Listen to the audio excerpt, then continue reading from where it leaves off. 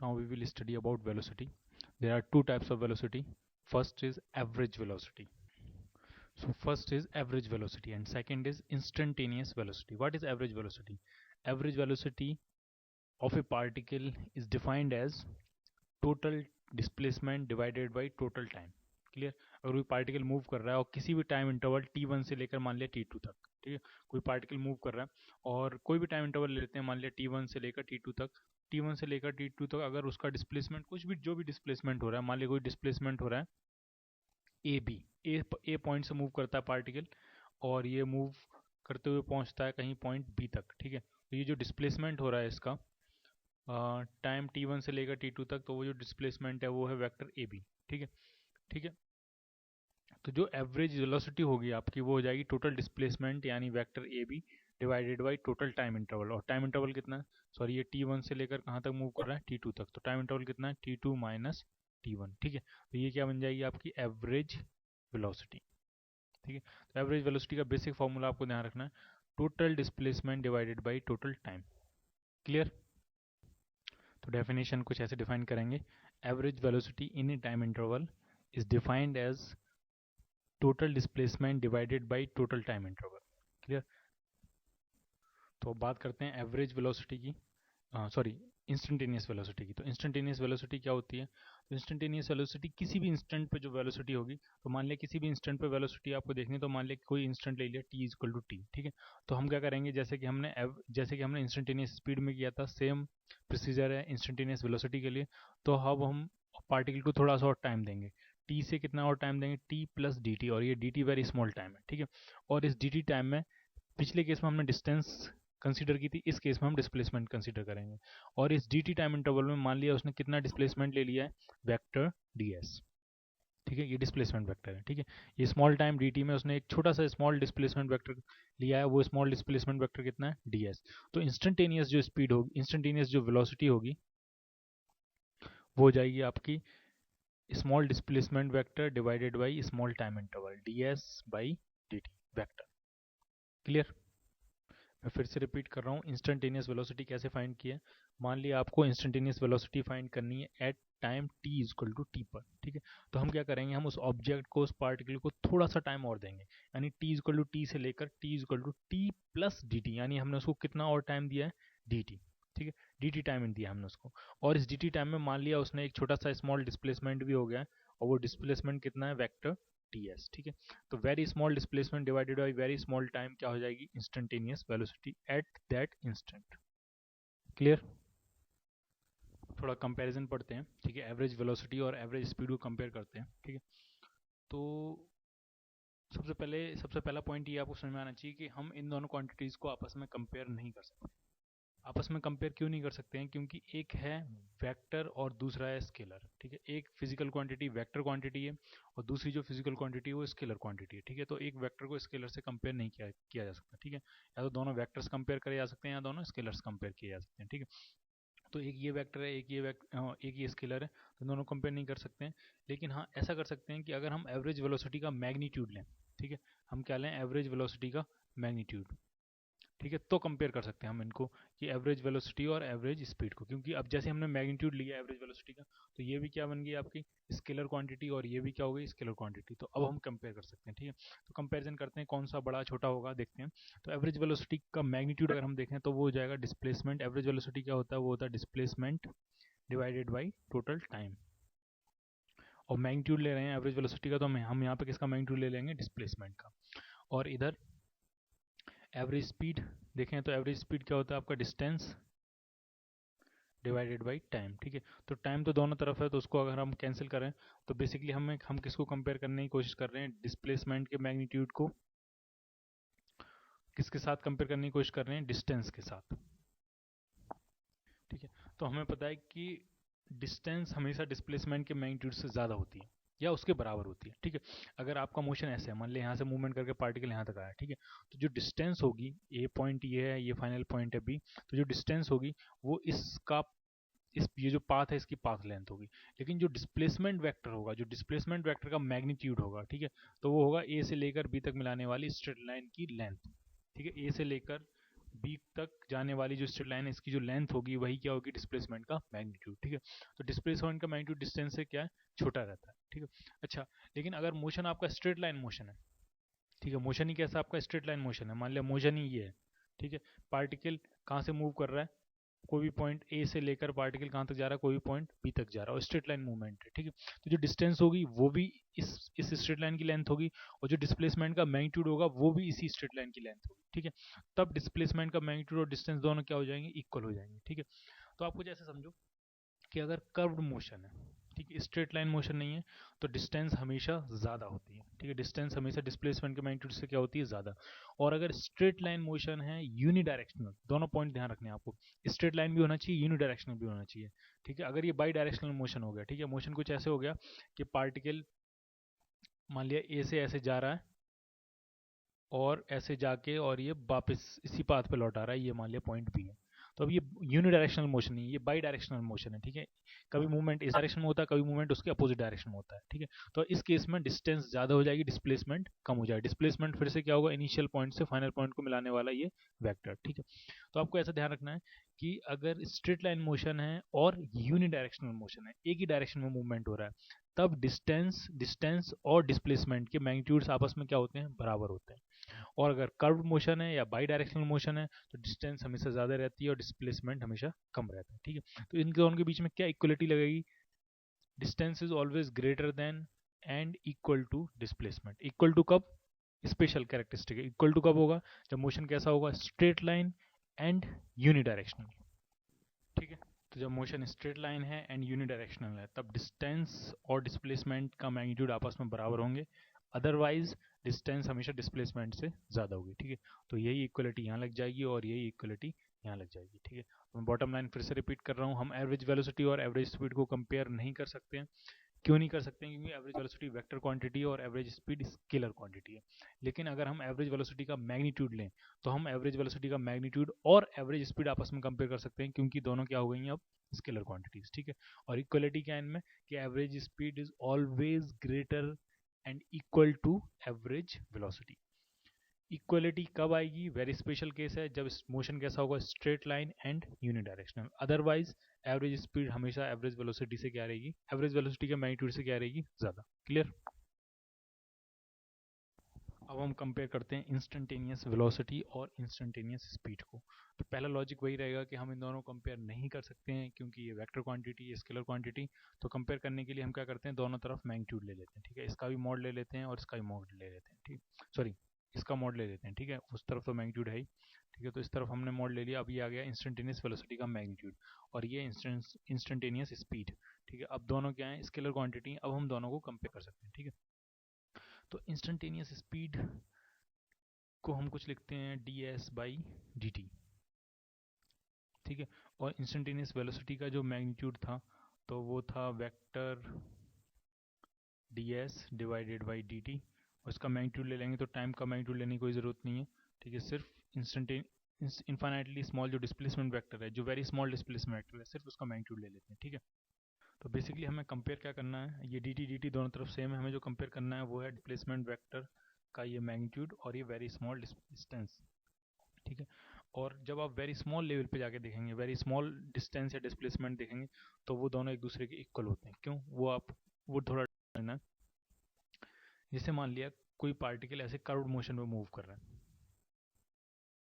जैसे मान लिया कोई पार्टिकल ऐसे कर्व मोशन मूव कर रहा है और हमें इसका कोई स्मॉल पार्ट देखना है। ठीक है, कोई dt स्मॉल टाइम दिया, उसमें स्मॉल पार्ट देखना है, और मान लिया वो यहाँ मूव कर रहा है और वो यहाँ से लेकर सिर्फ यहाँ तक मूव कर पाए। ठीक है, इतना पार्ट मूव कर पाए। ठीक है, ठीक है, तो कंसेप्ट इसमें ये है कि जब भी हम किसी कर्व पाथ का वेरी स्मॉल, कोई भी स्मॉल सेक्शन कट करते हैं, कोई भी स्मॉल सेक्शन, ठीक है, किसी भी कर्व पाथ का वेरी स्मॉल सेक्शन कट करते हैं, ये तो दिखाने के लिए इतना बड़ा कट किया है, ये ds very very very small part है। ठीक है, तो वो ऑलमोस्ट कैसा मिलता है आपको, स्ट्रेट लाइन। ऑलमोस्ट कैसा दिखता है वो, स्ट्रेट लाइन। ठीक है, आपने यहाँ पे कोई छोटा सा पार्ट कट करोगे वो ऑलमोस्ट कैसा होगा, स्ट्रेट लाइन।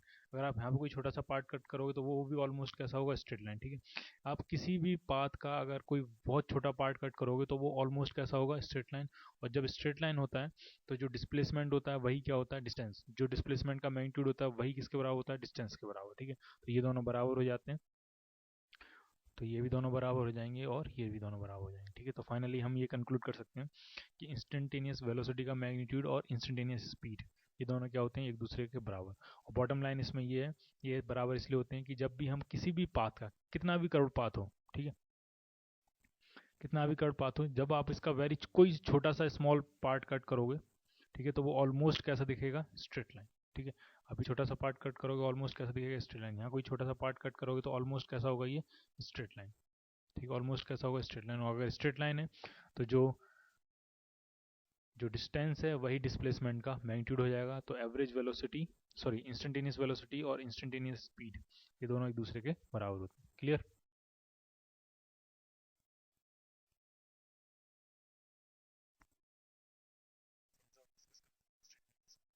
में, ठीक है।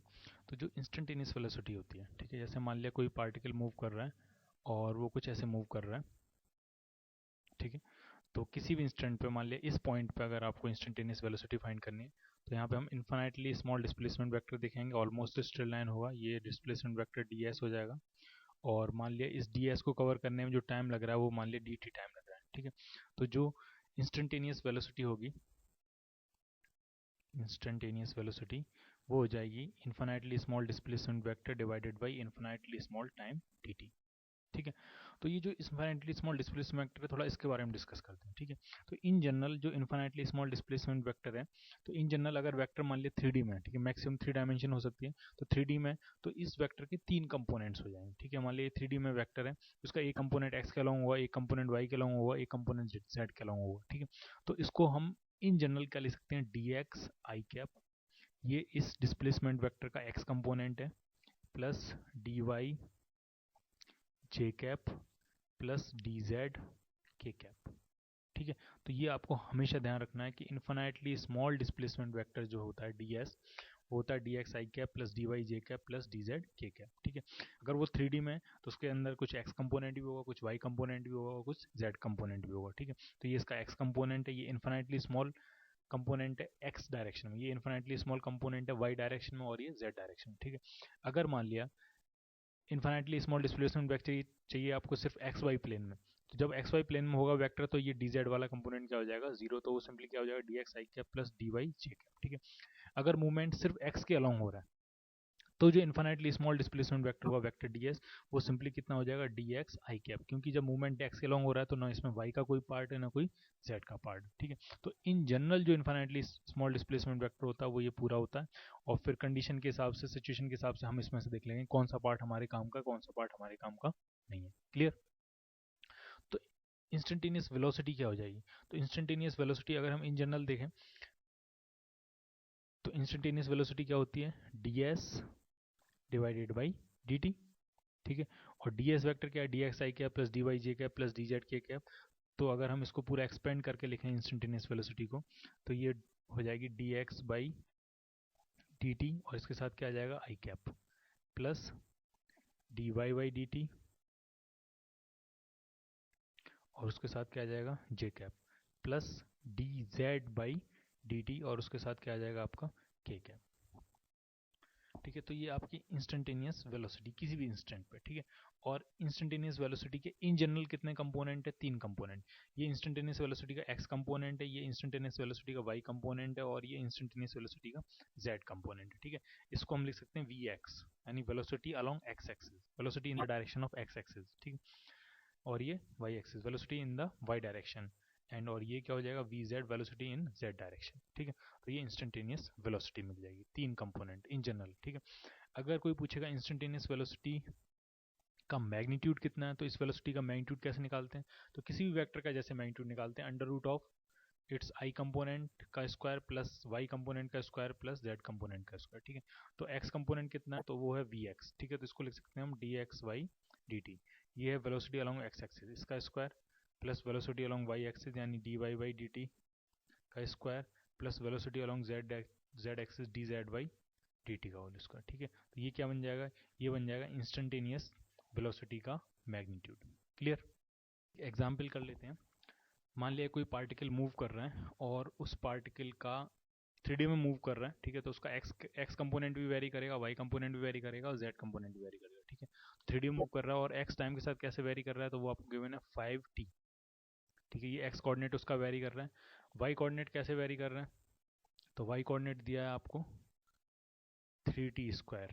ठीक है, y कोऑर्डिनेट टाइम के साथ ऐसे वेरी कर रहा है, और z कोऑर्डिनेट टाइम के साथ कैसे वेरी कर रहा है, तो वो z कोऑर्डिनेट भी दिया आपको, दिया 4t² माइनस 3t, कुछ ऐसे दिया। ठीक है, पार्टिकल मूव कर रहा है, 3D में मूव कर रहा है, तो उसका x कोऑर्डिनेट भी चेंज करेगा, y कोऑर्डिनेट भी चेंज करेगा, इन जनरल z कोऑर्डिनेट भी चेंज करेगा। ठीक है, तो हम फुल फ्लैश तरीके से देख रहे हैं इसको। तो इसका x कोऑर्डिनेट टाइम के साथ ऐसे वेरी कर रहा है, y कोऑर्डिनेट टाइम के साथ ऐसे वेरी कर रहा है, और z कोऑर्डिनेट भी टाइम के साथ ऐसे वेरी कर रहा है। ठीक है, तो t इक्वल टू 0 पे मान लिया मोशन स्टार्ट होता है। ठीक है, और कब तक चलता है, t इक्वल टू मान लिया 3 सेकंड्स तक मोशन चलता है। ठीक है, तो सबसे पहले पूछा गया आपको एवरेज वेलोसिटी फाइंड करनी है। ठीक है, सबसे पहला पार्ट ये करते हैं। ठीक है, एवरेज वेलोसिटी फाइंड करते हैं कितने इंटरवल के लिए, t इक्वल टू 0 से लेकर t इक्वल टू 3 सेकंड्स तक के लिए। ठीक है, तो एवरेज वेलोसिटी क्या होती है, total displacement upon total time. ठीक है, तो सबसे पहले टोटल डिस्प्लेसमेंट फाइंड करेंगे। ठीक है, तो इनिशियल पोजीशन फाइंड करते हैं। इनिशियल पोजीशन क्या होगी इसकी, क्योंकि इनिशियल पोजीशन को फाइनल पोजीशन से मिलाने वाला जो वेक्टर होता है वही डिस्प्लेसमेंट वेक्टर होता है। तो इनिशियल पोजीशन क्या है इसकी, तो वो देखते हैं सबसे पहले। इनिशियल पोजीशन का मतलब एट t इक्वल टू 0, तो जब t इक्वल टू 0 पुट करेंगे तो x भी कितना हो जाएगा 0, y भी कितना हो जाएगा, t इक्वल टू 0 पुट करेंगे तो y भी कितना हो जाएगा 0, और t इक्वल टू 0 यहाँ पुट करेंगे तो z भी कितना हो जाएगा 0। यानी पार्टिकल मोशन कहाँ से स्टार्ट करता है, ओरिजिन से। ठीक है, अच्छा अब फाइनल पोजीशन देखते हैं। फाइनल पोजीशन क्या होगी, आफ्टर टाइम 3 सेकेंड्स। ठीक है, तो जो फाइनल पोजीशन होगी देखते हैं उसका x y z कोऑर्डिनेट क्या होंगे। तो t इक्वल टू 3 पुट करेंगे इसमें, तो x कोऑर्डिनेट कितना हो जाएगा 15, यानी x में टोटल कितना डिस्प्लेसमेंट हो गया 15 यूनिट्स। y में यहाँ 3 पुट करेंगे, 3 का स्क्वायर 9, 9 3 या 27। z में देख लेते हैं, तो t की जगह 3 पुट करेंगे तो t स्क्वायर 9, 9 4 या 36, माइनस 3 3 या 9, 36 माइनस 9, तो कितना हो जाएगा, z कोऑर्डिनेट भी कितना हो जाएगा 27। क्लियर। ठीक है, तो ये इनिशियल पोजीशन आ गई आपकी, और ये फाइनल पोजीशन आ गई। ठीक है, तो डिस्प्लेसमेंट वेक्टर क्या होगा, क्योंकि एवरेज वेलोसिटी के लिए आपको टोटल डिस्प्लेसमेंट वेक्टर चाहिए। तो जो डिस्प्लेसमेंट वेक्टर होता है वो होता है फाइनल पोजीशन को इनिशियल पोजीशन से मिलाने वाला वेक्टर। ठीक है, तो वो हो जाएगा आपका 15i cap plus 27j cap plus 27k cap, क्योंकि इनिशियल पोजीशन वेक्टर क्या आपका 0, 0, 0। ठीक है, और टाइम डिस्प्लेसमेंट अपॉन जो टाइम होता है वही एवरेज वेलोसिटी होती है। ठीक है, तो कितना टाइम लगा है टोटल मोशन में, 3 सेकेंड्स। ठीक है, तो ये बन जाएगी आपकी एवरेज वेलोसिटी। एवरेज वेलोसिटी तो कितना आएगा, ये एवरेज कितनी आएगी एवरेज वेलोसिटी, तो अगर हम देखें एवरेज वेलोसिटी को 3 से डिवाइड करके एवरेज वेलोसिटी वेक्टर होगा, तो ये जाएगा 5i cap plus 9j cap plus 9k cap. ये आ गई आपकी एवरेज वेलोसिटी। यूनिट्स जो भी होगा, अगर मीटर्स में होगा डिस्प्लेसमेंट तो मीटर्स पर सेकेंड। ठीक है, तो ये एवरेज वेलोसिटी पूरी वेक्टर क्वांटिटी। अगर कोई पूछेगा एवरेज वेलोसिटी का मैग्नीट्यूड कितना, अगर आपको मैग्नीट्यूड फाइंड करना हो, तो जो एवरेज वेलोसिटी का मैग्नीट्यूड हो जाएगा सिंपली, किसी वेक्टर का मैग्नीट्यूड कैसे निकालते हैं, under root of x component का स्क्वायर प्लस y कंपोनेंट का स्क्वायर प्लस z कंपोनेंट का स्क्वायर, यानी 5 का स्क्वायर प्लस 9 का स्क्वायर प्लस 9 का स्क्वायर। तो जो भी वैल्यू आ जाएगी वो आपको वैल्यू यहाँ मिल जाएगी। ठीक है, तो ये हो गया इसका पहला पार्ट। सेकेंड पार्ट में हम फाइंड कर सकते हैं इंस्टेंटेनियस वेलोसिटी। ठीक है, क्वेश्चन वही है, पार्टिकल मूव कर रहा है 3D में, उसका x कोऑर्डिनेट भी वेरी कर रहा है, y कोऑर्डिनेट भी वेरी कर रहा है, और z कोऑर्डिनेट भी वेरी कर रहा है, और ये तीनों कोऑर्डिनेट्स टाइम के साथ कैसे वेरी कर रहे हैं वो आपको क्वेश्चन में गिवन है। तो मान लिया आपको फाइंड करनी है इंस्टेंटेनियस वेलोसिटी, और किस इंस्टेंट पे, तो मान लिया t इक्वल टू 2 सेकंड्स पे। ठीक है, हमें इंस्टेंटेनियस वेलोसिटी फाइंड करनी है। इंस्टेंटेनियस वेलोसिटी कब, किस टाइम पे, t इक्वल टू 2 सेकंड्स पर। ठीक है, तो कैसे करेंगे इसको, तो पहले x कोऑर्डिनेट लिखते हैं कैसे वेरी कर रहा है। तो x कोऑर्डिनेट आपको दिया है 5t, x कोऑर्डिनेट कितना दिया, टाइम के साथ वेरी कर रहा है 5t, y coordinate 3t square, और z coordinate 4t cube, sorry 4t square minus 3t। तो ये तीनों कोऑर्डिनेट्स टाइम के साथ वेरी कर रहे हैं। अब हमें निकालनी है instantaneous velocity at t equal to 2 seconds. ठीक है, तो इंस्टेंटेनियस वेलोसिटी लिखते हैं, क्या होती है इंस्टेंटेनियस वेलोसिटी वेक्टर, तो वो अभी हमने पढ़ा, वो होता है ds अपॉन dt। और अगर डिस्प्लेसमेंट तीनों डायरेक्शन में हो रहा है, तो ds जो वेक्टर होता है वो होता है dx i cap plus dy j cap plus dz k cap. तो इसको अगर एक्सपेंड करके लिखें तो ये हो जाएगा dx upon dt i cap plus dy upon dt j cap plus dz upon dt k cap. ठीक है, तो बस अब कुछ नहीं करना है, x को डिफरेंशिएट करना है टाइम के रिस्पेक्ट में, ये x डायरेक्शन की वेलोसिटी आ जाएगी। y को डिफरेंशिएट करना है टाइम के रिस्पेक्ट में, ये y डायरेक्शन की वेलोसिटी आ जाएगी। और z को डिफरेंशिएट करना है टाइम के रिस्पेक्ट में, ये z डायरेक्शन की वेलोसिटी आ जाएगी। ठीक है, एक एक करके डिफरेंशिएट करते जाते हैं। 5t का डिफरेंशिएशन हो जाएगा 5i cap plus 3t square का हो जाएगा 6t j कैप प्लस इसको डिफरेंशिएट करेंगे तो पहले फर्स्ट पार्ट को करते हैं, तो ये आ जाएगा 8t माइनस 3t का हो जाएगा सिंपली 3k कैप। तो ये इन जनरल इंस्टेंटेनियस वेलोसिटी मिल गई आपको किसी भी टाइम t पर। ठीक है, और हमें एग्जैक्टली किस टाइम पे चाहिए, हमें चाहिए t is equal to 2 seconds पर। तो बस अब कुछ भी नहीं करना है, इसमें t की वैल्यू कितनी पुट कर देनी है, 2 सेकेंड्स। ठीक है, तो इंस्टेंटेनियस वेलोसिटी आ जाएगी आपकी t is equal to 2 seconds पर। तो ये तो कांस्टेंट ही है 5i cap plus 6t, t की जगह 2 पुट करेंगे तो 12j कैप प्लस t की जगह 2 पुट करेंगे तो 8 टू 16 माइनस 3 यानी 13k कैप। ठीक है, ये इंस्टेंटेनियस वेलोसिटी मिल गई आपको किस इंस्टेंट पर, t is equal to 2 seconds पर। ठीक है, और फिर से वही बात, अगर कोई पूछेगा इसका मैग्नीट्यूड, कोई आपसे इसका मैग्नीट्यूड पूछ रहा है, तो सिंपली जैसे किसी भी वेक्टर का मैग्नीट्यूड निकालते हैं वैसे इसका मैग्नीट्यूड फाइंड कर लेंगे, अंडर रूट ऑफ 5 का स्क्वायर प्लस 12 का स्क्वायर प्लस 13 का स्क्वायर, और जो भी होगा इस अगर मीटर्स में सारे यूनिट्स तो आ जाएगी मीटर्स पर सेकेंड। क्लियर।